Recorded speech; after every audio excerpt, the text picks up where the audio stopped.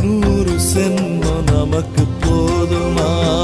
வேற வர ஏதும் கேப்பமா? சகாவரம் கேப்போம் அந்த சாமிய, அந்த சாமிய.